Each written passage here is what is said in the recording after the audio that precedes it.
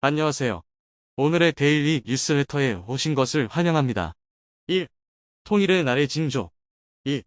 한국의 악마의 피가 나타났다. 3. 북한의 1급 비밀을 밝히다. 한번 진실을 알아봅시다. 북한에서 신성한 피로 취급받는 백두혈통. 김일성과 김정일로 내려온 이 백두혈통이 최근 흔들리고 있습니다. 김정은을 불신한 북한 내부에서 불만 세력들이 김여정을 중심으로 모이고 있다는데요. 목숨을 걸고 북한을 빠져나온 탈북자의 증언을 통해 드러난 백두혈통의 분열 소식과 북한에서 벌어지는 현 상황에 대해 지금부터 자세하게 설명해 드리겠습니다. 최대한 몸을 숙인 남자는 재빠르게 정문으로 들어갔습니다. 당황한 경비원들은 남자를 잡기 위해 몸을 날렸지만 그걸 예상하기라도 한 듯 남자는 잽싸게 건물 안으로 들어갔죠. 그를 뒤쫓던 이들도 건물 안으로 들어가는 모습을 확인하고는 한숨을 내쉬었죠. 절박한 한 남자의 목숨을 건 탈주. 주중 캐나다 대사관으로 몸을 날린 남자는 북한 고위급 관계자였습니다. 단 한 번이라도 실수했다면 남자는 그대로 북한으로 끌려갈 수 있었던 상황. 한국으로 도망치기 위해 그는 도박을 했고 도박은 성공적이었죠. 그의 이름은 이성일 당중앙군사위원회 소속 위원이자 인민군 상장 출신으로 절대 낮은 위치에 있는 인물이 아니었습니다. 캐나다 대사관에서 싱가포르로 이동, 비밀 루트를 통해 한국을 밟았는데요. 당중앙위원회 소속 인물로 알려진 위성일은 최근 선전 매체에서 종적을 감췄습니다. 북한 연구학자들은 물론이고 정보 조직에서 갑자기 사라진 그의 흔적을 추적했죠. 그런 그가 갑자기 한국에서 모습을 드러냈는데요. 안전을 위해 숨을 죽이고 있었던 그는 매체를 통해 충격적인 증언을 하게 됩니다. 바로 김정은으로 대표되는 백두혈통에서 분열이 일어나고 있다는 증언인데요. 김정은이 권력을 잡고 있는 북한 군 조직은 물론이고 외부 정보 조직에서도 이탈 움직임이 잇따르고 있는 것은 한국 당국은 물론이고 미국에서도 주시하고 있는 것이 사실. 실제로 북한의 최신형 ICBM 발사 소식을 전달하면서 북한이 전과 다르게 과시적인 모습을 드러내며 적극적으로 존재감을 드러내려 한 것은 외부의 북한 정권의 건재함을 자랑함과 동시에 내부의 결속과 이탈을 막기 위한 행동이라는 분석이 지배적이었죠. 김정은이 발탁한 사령관 북한 인물 정보에 없는 신세대 50대 해군 항공군 사령관 발탁 세세대 지휘관 통제 강화. 위성일 전 의원은 이탈만이 전부가 아니고 김여정을 중심으로 한 별도의 움직임이 일어나고 있다는 사실을 알렸습니다. 조선노동당 부부장으로서 김정은의 뜻을 전달하고 있는 것으로 알려진 김여정이 갈등의 핵으로 부상하고 있다는 주장인데요. 김여정이 갈등의 핵으로 떠오른다는 그의 주장이 주목을 받는 것은 최근 한국과 미국에 대한 발언에서 김여정이 보인 파격적인 수위를 통해 알 수 있습니다. 김여정은 최근 서욱 국방부 장관을 향해 미친 X이라는 말폭탄을 쏟아냈는데요. 반년 만에 담아낸 김여정, 서욱 향해 미친놈 쓰레기 말폭탄.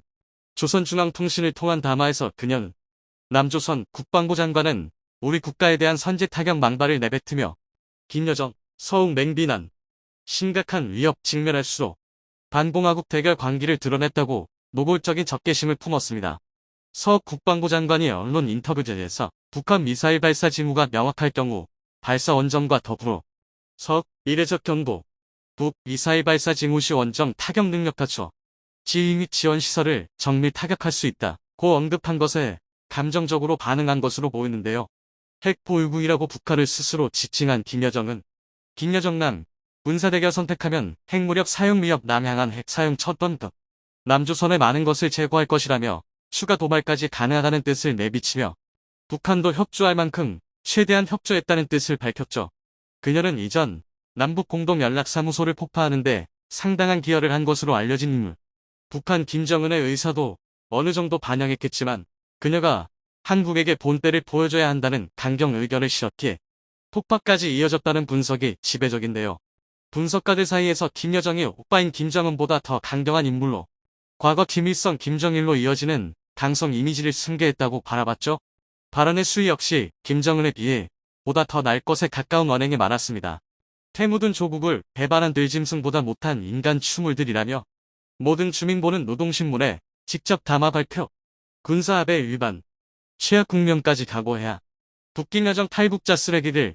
핵 문제로 최고 존엄 건드려 탈북자들을 대상으로 배신자 딱지를 붙이며 모욕하는 것은 기본이고 한국 고위 관계자들을 대상으로 험한 말을 일삼았다고 합니다. 탈북한 이성일 전 의원은 한국을 향해 할 말을 다하는 그녀의 언행에서 과거의 향수를 느낀 북한 원로들이 지지를 표했다고 합니다. 군내에서도 그녀가 상당한 지지 세력을 확보했다는 이야기도 돌았다고 하죠. 게다가 경제적으로 전례 없는 위기를 맞이한 북한 내에서 김정은 지도력에 대한 의구심이 생기는 상황. 위기에서 김정은이 통합된 리더십을 보이지 못한 것과 겹치면서 김여정을 새로운 지도자로 모셔야 하는 것이 아니냐는 소리도 돌았다고 합니다. 탈북한 북한 고위 관료의 발언이 아니더라도 이미 북한에서는 조직 내부가 심각하게 붕괴하고 있는 정황이 포착되었죠. 위기를 극복하고자 김정은이 야심차게 추진했던 정책도 뚜렷한 성과를 보이지 못했습니다. 김정은은 코로나 발발 이후 자원 수급과 협조에 큰 차질을 빚혔습니다. 바이러스와의 전쟁만으로도 힘겨운 상황에 주요 동맹국인 러시아 중국이 우크라이나 전쟁에 휘말리면서 북한은 스스로 내부 문제를 해결할 수밖에 없었죠. 김정은 강남기를 남포, 용광로에 던져라. 선과 급했던 김정은 당 경제부장 한 달 만에 교체. 김정은은 당 중앙위원회 정치국 위원 박정근과 정치국 후보위원 이태석 사안 전상을 중용하면서 경제와 사회관리 사업에 역점을 두겠다고 밝혔는데요. 특히 농업에 있어서 확실한 성과를 보겠다는 의지를 다졌습니다. 작년 알려진 바로는 북한은 469만 톤의 식량을 생산했습니다. 2020년에 비해 7% 증가한 것으로 29만 톤이 늘어난 수치인데요. 이대로 가면 다 죽는다. 북민심이 신상천타. 세계식량기구 북한 식량 86만 톤 부족. 8에서 10월의 어려움 예상.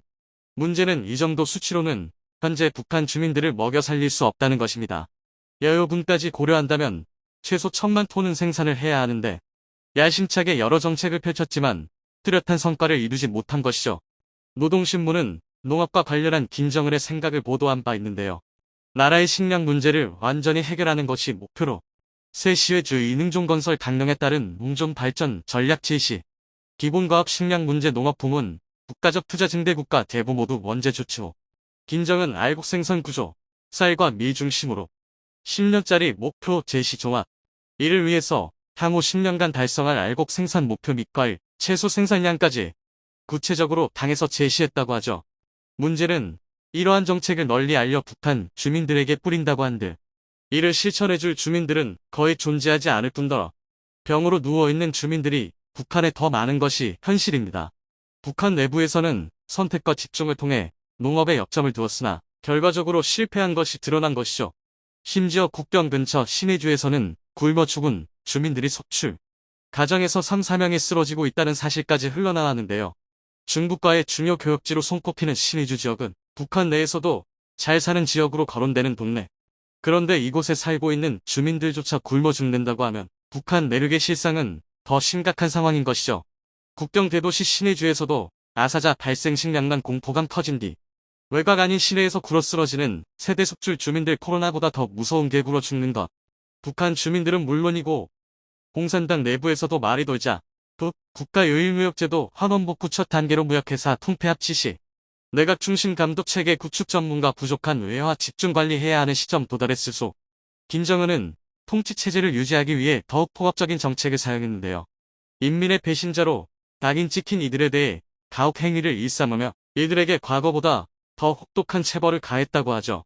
아이러니하게도 김여정이 돋보이게 된 계기는 바로 김정은이 김여정을 곁에 두고 중용했기 때문인데요.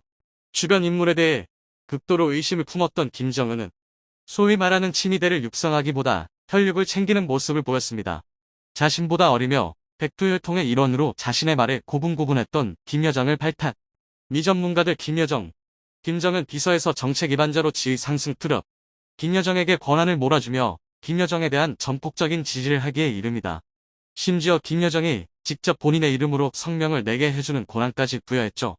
2020년 북한 미사일 발사에 대해 청와대에선 유감의 메시지를 보냈는데요. 북한 김여정, 청와대 비논리적이고 전능한 사고. 이에 김여정은 자신의 이름을 걸고 청와대의 메시지를 반박하면서 김여정은 탄탄대로를 걸으며 성장하게 됩니다. 김정은 건강 이상설에 전세계 촉각 중태냐 아니냐 의견 달려. 김정은 건강 이상설이 돌 때 그를 대신해 김여정이 지도자 자리에 올랐다는 소문이 돈 것은 단순한 유언비어로 그치는 것이 아니라 북한에서 그녀가 차지하는 위치가 상당하다는 것을 방증하는 사건이었죠. 이런 소문을 눈치챘는지 김정은은 김여정을 단속하기에 이릅니다. 김여정도 조용원도 아니었다. 김정은 당 1비서 비워둔다. 한국을 향해 강한 비난을 했던 김여정이 돌연말을 번복한 것에서 이를 알 수 있는데요. 그녀는 서 국방부 장관에게 퍼부었던 막말을 잊어버리기라도 한 듯 우리 민족 전체가 반세기 전처럼 전쟁으로 인해 상처를 입지 않길 바란다며 태도를 바꿨죠. 이어 그녀는 남조선이 주적이 아니라고 밝혔다는 메시지를 전하며 이어 이것은 순수 액골국과의 군사력 대비로 보는 건해가 아니라 서로 싸우지 말아야 할 같은 민족이기 때문이라고 설명했다. 북한 김여정 남조선은 같은 민족. 총포탄 한 발도 안 쏠까. 남조선이 우리 국가를 반대하는 그 어떤 행동도 하지 않으면 공격 대상이 되지 않는다. 고 말하며 태도를 금세 바꾸었습니다. 그녀의 갑작스러운 태세 전환에 당황한 이들이 많았는데요. 일각에서는 전형적인 북한의 양면 전술이라며 북한은 변하지 않았고 김여정의 발언을 깊게 생각할 필요가 없다고 지적했습니다. 하지만 한편으로는 그녀의 갑작스러운 태도 변화가 김정은의 지시에 의한 것으로 그녀가 행동한 것들이 지나치다는 것을 깨달은 김정은이 직접 그녀 손으로 발언을 정정하기를 요구한 것이라는 분석도 나왔습니다. 이번 발언은 김정은의 의사를 무시한 월권 행위였고 다른 세력으로 부상하게 된 김여정이 물러나기를 원한 것이라 볼 수 있습니다. 현재 북한의 최고 존엄은 아직도 김정은의 상황에서 김여정의 부상은 북한에서 화근으로 남아있는 상태. 탈북자의 증언을 통해 드러난 바로는 현재 북한에서 두 축으로 나뉜 세력이 조용히 분열하는 모양새입니다. 북한 내부의 위기는 여전히 해결되지 않은 상태에서 백두혈통이 내비친 분열의 흔적. 러시아와 중국이 한국을 노리고 있습니다. 대한민국이 중립을 지키고 있음에도 불구하고 재발이 저린지 한국이 우크라이나와 대만을 지원하지 못하도록 북한에 대대적인 지원을 하고 있는데요. 이에 따라 최근 들어 북한의 전력이 무서운 속도로 성장하고 있습니다. 새로운 미사일이 연이어 등장하고 신형 장비로 무장한 북한군이 목격되고 있기 때문이다. 새벽 중 평양 북쪽 숭만 일대에서 동해로 사거리 700km, 고도 50km에 마하 6이나 되는 단거리 탄도미사일을 발사했고 비슷한 시기 10대의 북한 전투기가 우리 영공 근처의 비행금지 구역으로 위협비행을 개시했습니다.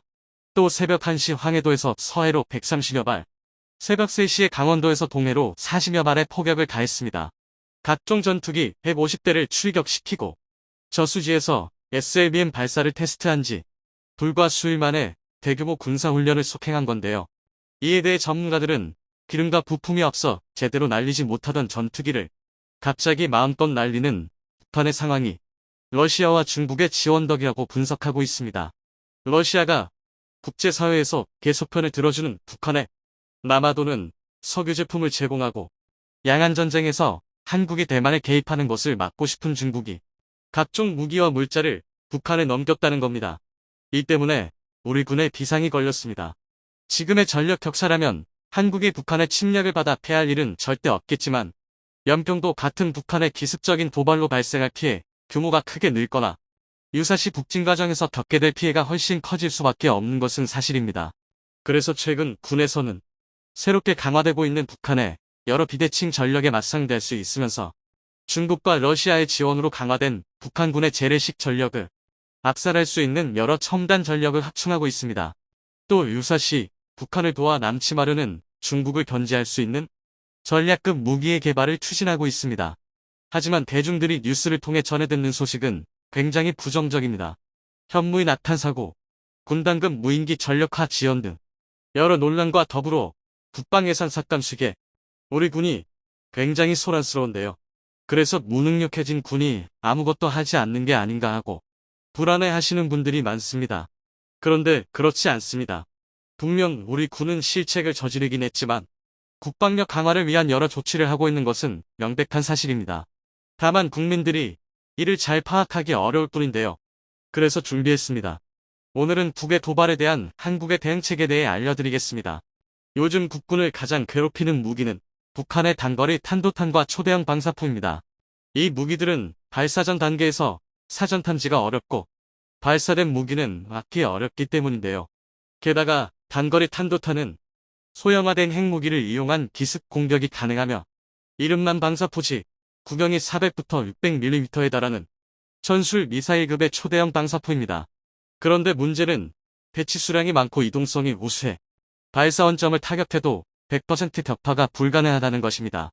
그렇다면 우리 군은 이 무기들에 대해 어떤 대응을 준비하고 있을까요? 이에 대해서는 큰 틀에서 두 방향의 기준이 있습니다. 바로 방어와 공격입니다. 북한이 가할 수 있는 모든 종류의 공격을 완벽히 방어할 수 있는 궁극의 미사일 방어 체계 캔들을 구축하는 것과 북한의 도발이나 전면 침공을 가정해 사전에 적미사일을 완벽히 찾아내서 추적 선멸하는 압도적인 정밀 타격 전력의 구축입니다. 먼저 캔드에 대해 말씀드리자면 여러 대공 무기를 복합적으로 운용해 여러 겹으로 중첩된 강력한 방공망을 목표로 하고 있습니다. 작은 포탄부터 초대형 발사체 같은 전술 미사일 TDM 수준의 발사체까지 요격할 수 있는 한국형 아이언돔인 램드의 구축을 추진하고 있는데요. 다음으로 단거리 탄도탄 SRBM을 요격하는 국산 천궁1, 천궁2와 미제 팩2, 팩3 MCA로 구성된 중거리 지대공 미사일 전력도 구축됩니다. 이와 함께 사실상 우주나 마찬가지인 고도 40부터 100km에서 마 8.8 이상의 극초음속 타겟을 정확히 요격할 수 있고 최대 사거리가 300km나 되는 국산 장거리 탄도탄 체계 SM과 주한미군의 사드로 구성된 장거리 종말 단계 요격 능력을 진행합니다.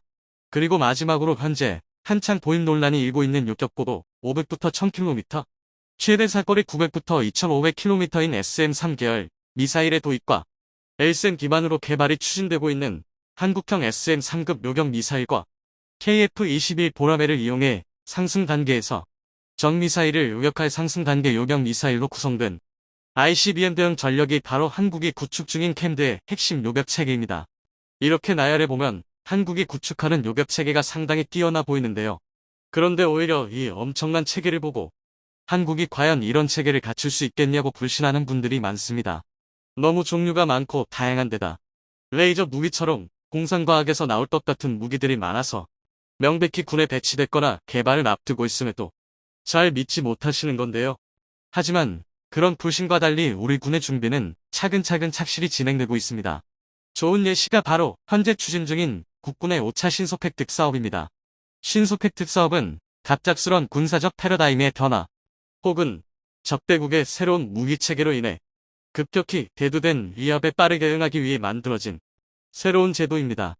간단히 말해 도입이 필요한 무기라면 사업 타당성 검토, 예산안 심의를 거치지 않고 소량이라도 빠르게 도입해 사용해 본 뒤 효능이 우수하다면 정식 절차를 밟아 대규모 도입이 가능하도록 한 건데요. 그런데 이번 5차 신속획득 사업에서 육군이 기동형 레이저 대공 무기를 요구했습니다.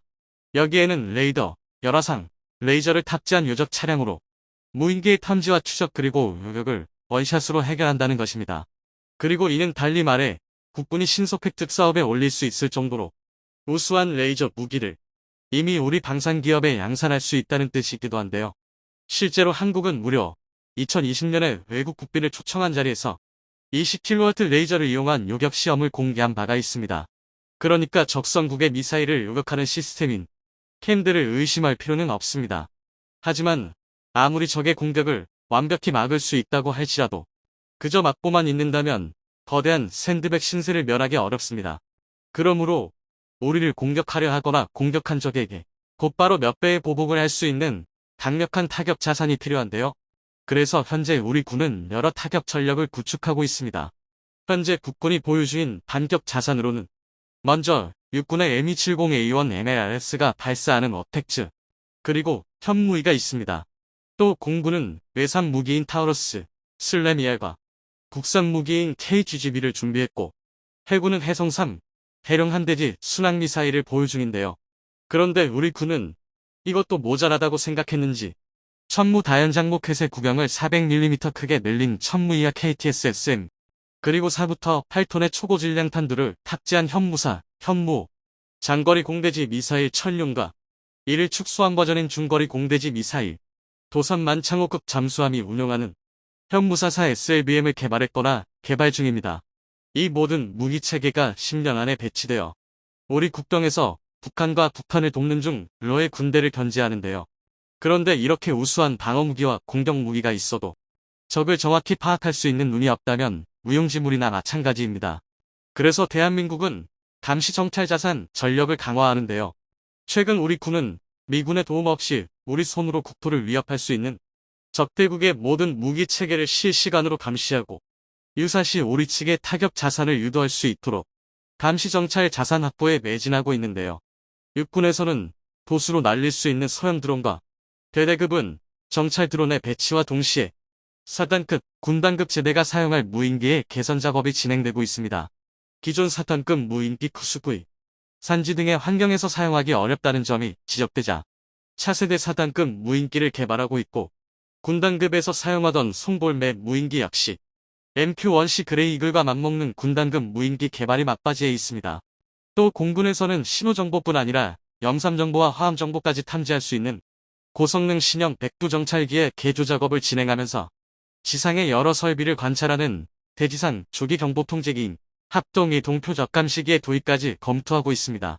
또 미국의 도움 없이 완벽한 국방 시스템을 갖추기 위해 통신, 항법, 정찰 위성을 독자 확보하는 425사업, KPS 사업 등을 추진하고 있습니다. 따라서 중국과 러시아가 아무리 북한에 무기를 퍼주고 연료를 제공한다고 할지라도 우리 군이 지금처럼 착실히 준비한다면 충분히 적과 맞설 수 있습니다. 하지만 우리 군은 너무 많은 일을 추진해서인지 집중력이 떨어진 모습을 보이고 있습니다. 바로 현무의 미사일 낙탄 사고와 군단급 무인기의 계속된 개발 지연이라는 심각한 문제가 발생했으며, 이를 본 많은 국민이 군이 또 비리를 저질렀다며 군을 성토 중인데요. 그런데 우리 국민들의 이런 비판적인 모습은 정말 좋은 모습입니다. 아무리 군이 발전했다고 하더라도 국민들이 감시의 눈을 불뜨지 않으면 어떤 비리나 실책을 저지를지 알 수 없으니 문제가 있는지 살펴보는 자세는 우리 군의 발전에 큰 도움이 될 수밖에 없습니다. 하지만 반대로 무조건적인 비판과 무차별적인 의심은 군의 발전을 저해할 수 있습니다. 일례로 한때 무조건 실패할 것이며 막대한 국고 손실이 된다던 KF-X 사업이 공동개발국이던 인니의 협잡에도 불구하고 성공을 눈앞에 두고 있습니다. 만약 KF-X 사업이 중단돼서 KF-21이 나오지 않았다면 KF-21을 발사 플랫폼으로 사용해 개발될 예정인 여러 무기체계의 개발을 꿈도 꿀 수 없었을 것입니다. 또 이를 통해 얻은 4대 핵심 기술도 확보하지 못했을 것입니다. 즉 우리 군의 실패를 무지성적으로 비난하기보다는 실패의 원인을 찾고 이를 개선할 수 있도록 올바른 방향으로 비판하고 응원해 주는 것이 오히려 국익에 도움이 될 수 있습니다. 그리고 한두 가지 사업의 난항을 겪고 있다고 군의 모든 사업을 싸잡아 비난한다면 잘 진행되던 사업도 고꾸라질 수 있습니다. 이런 사례 중 하나가 현재 한창 시험 중인 수소 연료 전지를 이용한 신형 추진체계입니다. 현재 국군은 기동 전력의 현대화를 위해 여러 계획을 구상 중입니다. 그러나 지금까지 도입한 무기들은 현대전에서 소음, 매연, 그리고 낮은 에너지 효율로 인한 전력 부족 문제를 지적받고 있는데요. 이는 기존의 화석 연료 엔진을 사용해 개발됐기 때문입니다. 하이브리드나 완전 전기 추진이 대세가 되고 있는 미래 전장에서 쓰기에는 아무래도 한 끗이 모자라다는 평가입니다. 그래서 우리 군은 이미 배치된 K808 장갑차의 추진 체계를 전기 추진으로 바꾸기 위해 현대자동차가 개발한 트럭용 수소 연료 전지를 장갑차에 이식하는 사업을 진행 중입니다. 이를 통해 얻은 기술로 미군에서도 인정한 지상형 무인 전투체계 UGV부터 보병 전투차와 전차까지 모든 기동 장비를 전기 추진으로 교체할 계획입니다. 그러나 낮은 배터리 효율과 수소의 충전과 운반에 어려운 현지 조달 문제 등을 해결하지 못해서 대안을 검토하고 있는데요. 그런데 이런 사업은 보수적인 개발 환경에서는 절대 진행될 수 없습니다. 즉 우리가 선진화된 기술을 확보하려면 무조건 성공할 만한 일만 하려는 게 아니라 기술 발전에 도움이 된다면 리스크가 있더라도 시도는 해야 한다는 것입니다. 현대의 전쟁은 무기체계의 양도 중요하지만 이보다 더 중요해지는 것이 무기의 질입니다. 특히 대한민국은 한정된 예산과 부족한 자원으로 북한과 중국을 대응하기 위해서는 반드시 선진 기술을 확보해야 합니다. 대한민국이 전쟁을 준비하고 있다. 지금 전 세계의 시선은 동북아에 집중되고 있습니다. 바로 5년 이내에 세계대전급 대규모 전쟁이 발발할 위험이 가장 큰 지역이기 때문인데요. 심지어 최악의 경우 대한민국이 섬처럼 고립될 수도 있다고 주장하고 있습니다. 중국이 미국을 몰아내고 남중국해, 태평양까지 영향력을 넓히면 태평양 진출로가 모두 가로막힌 한국 입장에서는 할 수 있는 게 아무것도 없다는 것입니다. 하지만 다행히 이런 상상만 해도 끔찍한 일은 벌어지지 않을 것 같은데요. 이제 대한민국은 가만히 앉아서 당하기만 할 정도로 약하지 않습니다. 그래서 준비했습니다. 오늘은 향후 5년에 걸친 대한민국의 군사력 초강화 프로젝트에 대해 알아보겠습니다. 대한민국의 기본 군사 전략은 방어입니다. 그래서 압도적인 공격 능력을 준비 중인데요. 공격을 막는 데에는 한계가 있으니 공격 주체인 적을 섬멸해버리는 게 가장 완벽한 방어가 아니냐는 것입니다. 우스갯소리긴 하지만 애초에 공격하는 사람이 없어지면 방어할 일도 없으니 따지고 보면 완벽한 논리인데요. 그 대표적인 게 바로 한국형 세축 체계입니다. 그리고 이 중에서도 특히 우리 군에서 신경 쓰고 있는 분야가 키체인 즉 선제 타격을 위한 역량 강화인데요. 지난 영상에서 말씀드린 F-35A 스텔스 전투기 20대 추가 확보, 북한 장사정포가 숨은 지하갱도를 효과적으로 파괴할 수 있는 전술지대지 유도무기 KTSS의 전력파 등이 모두 키체인 역량 강화의 일환입니다. 또한 결정적인 한방을 위해 SLBM 탑재 중형 잠수함 3,600톤 급장보고 선배치 2의 추가 확보를 계획하고 있는데요. 그런데 이 계획이야말로 정말 상상 이상인 전력 강화입니다. 일단 장보고 3배치 1인 도산 안창호급 잠수함부터가 전 세계 재래식 잠수함 중 규모 면에서 2위를 다툴 정도인데다 성능은 이미 핵잠수함과 거의 비슷한 수준입니다. 실제로 도산 만창호함은 3주간의 연속 잠항에 성공하면서 세계 최장 잠항 시간을 기록하기까지 했는데요. 여기에 장보고 3배치 2에서는 전 세계 두 번째로 리튬 이온 전지를 탑재하면서 수중 지속항해, 고속기동 시간이 크게 향상되었습니다. 게다가 말구평 소나 체계를 탑재하면서 하드웨어 스펙부터 배치 1보다 3배 이상 향상되었는데요. 한마디로 재래식 잠수함에서는 세계 최강이라는 말이 전혀 아깝지 않은 잠수함입니다. 그리고 무엇보다 장보고 3배치 상부터는 SLBM 현무사사가 열발로 늘어납니다. 사실 이게 가장 중요한데요. 현무사사는 지난 2021년 9월 SLBM 시험에 성공했다는 것만 공개되었지 아직 상세 스펙도 제대로 알려지지 않은 한국의 핵심 첨단 무기인데요. 그나마 가장 보수적으로 추측한다 해도 탄두 중량 1톤에 사거리만 500km에 달합니다. 이 정도 사거리면 북한 전역에 대한 선제 타격은 물론이고 심다오시, 상하이시, 항저우시 등 중국 본토의 주요 군사시설을 전면 타격할 수도 있습니다.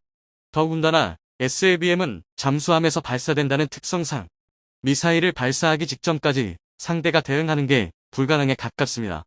그나마 아주 불가능하다는 표현을 쓰지 않은 건 잠수함의 위치가 발각될 가능성도 있기 때문인데요. 이로 인해 SLBM과 이를 탑재하는 잠수함은 존재 자체만으로도 강력한 전쟁 억지력을 발휘합니다. 대한민국의 적성국 입장에서 어디에서 언제 발사할지 모르는 SLBM이 존재하는 이상 섣부른 행동을 할 수 없기 때문입니다. 하지만 SLBM을 보유한다는 건 절대 쉽지 않은 일인데요. 오죽하면 전 세계에서 오직 한국, 미국, 영국, 프랑스, 러시아, 중국, 인도만이 실질적으로 SLBM을 운용할 수 있습니다. 즉 일방적인 공격이 가능한 가장 이상적인 비대칭 전력인데요. 그런데 우리 군에서는 SLBM 탑재 장보고 3회 추가 확보를 선언하고 나섰습니다. 이는 절대 킬체인 역량 확대에서만 끝날 수준이 아닌데요. 대한민국의 2023 국방중기계획 방위 개선안은 명백히 대외 영향력 확장에 뿌리를 두고 있습니다. 실제로 우리 군에서는 대량 응징 보복 능력 확보를 위해 고위력, 초정밀, 장사정 미사일을 개발하고 있습니다. 쉽게 말해 괴물 미사일이라고도 불렸던 고위력 탄도 미사일 현무5를 본격적으로 전력화하겠다는 건데요. 현무5는 이미 8-9톤에 달하는 세계 최대 중량의 탄두로 4.5킬로톤 급전술 핵무기와 동등한 타격력을 갖추었다고 평가받고 있습니다. 물론 단순 폭발력만으로 미사일의 위력을 설명하는 데는 한계가 있는데요. 하지만 현무5는 8-9톤 탄두를 탑재하고서도 최대 사거리가 600km에 달해 북한 전역을 타격할 수 있습니다. 게다가 여기서 탄두 중량을 1톤 이하로 줄이면 최대 사거리가 3000km 이상으로 치솟습니다. 이렇게 되면 사실상 중국 전역을 사거리에 놓는 건데요. 심지어 0.5톤의 탄두를 탑재하면 최대 사거리는 무려 11,000km까지 상승합니다. 그럼 서울을 기준으로 삼아도 러시아 모스크바를 직접 타격할 수 있는 건데요. 이로 인해 다수의 전문가는 현무5를 한국이 보유한 첫 번째 ICBM으로 보고 있습니다.